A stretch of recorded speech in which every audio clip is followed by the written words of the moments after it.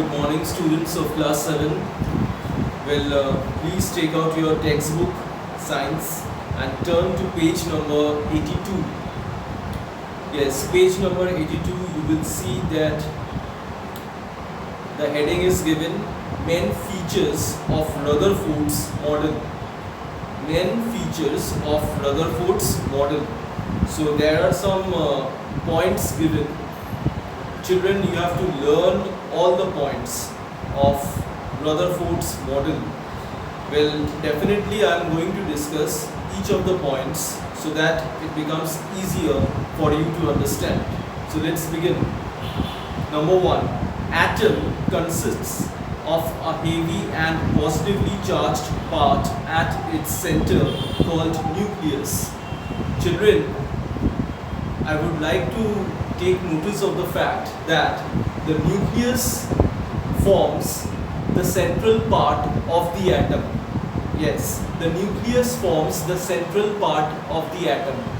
And let me tell you one thing, the nucleus is positively charged. Why is the nucleus positively charged?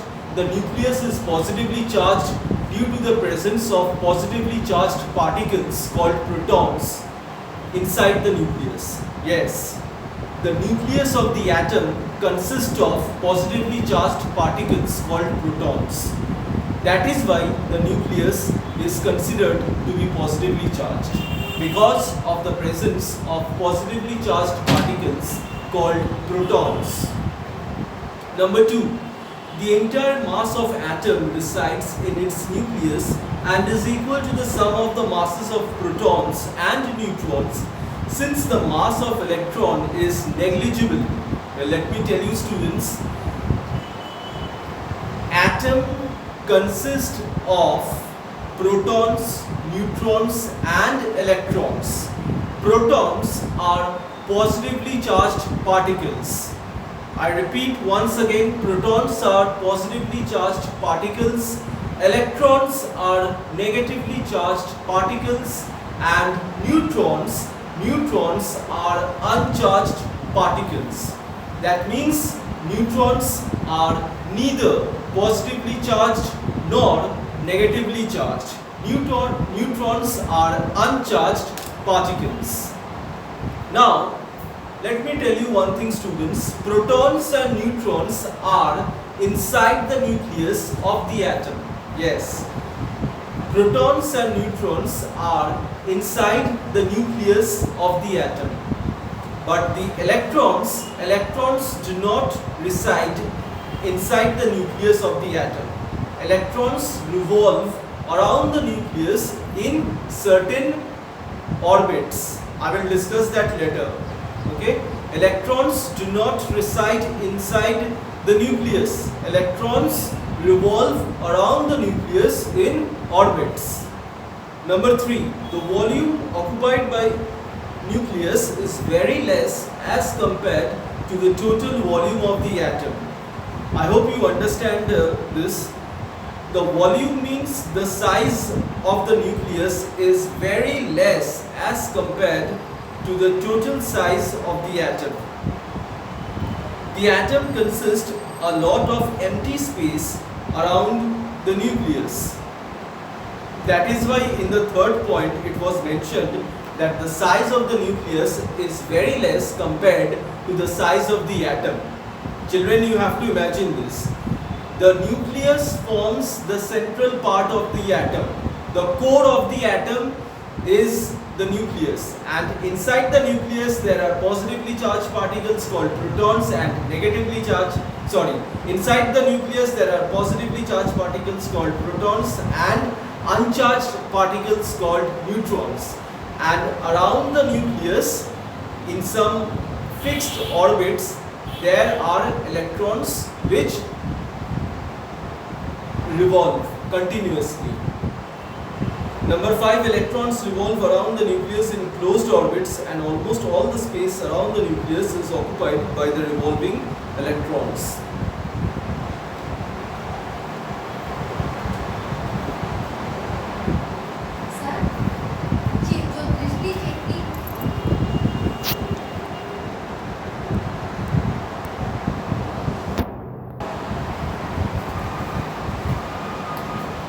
Okay, students, sorry for the interruption. I would like to continue again. Drawbacks of Rutherford's model. Now, children, just now we studied Rutherford's model. See, drawbacks means shortcomings or disadvantages. Now, children, you have to study the drawbacks. Definitely, you have to study the drawbacks. But before you study the drawbacks, you have to understand the features of Rutherford's model. Understood? Because if you don't understand Rutherford's model, you won't be able to understand the drawbacks of Rutherford's model. So before you try to understand the drawbacks, you need to understand the features of Rutherford's model. So let's begin. Drawbacks. That means the shortcomings.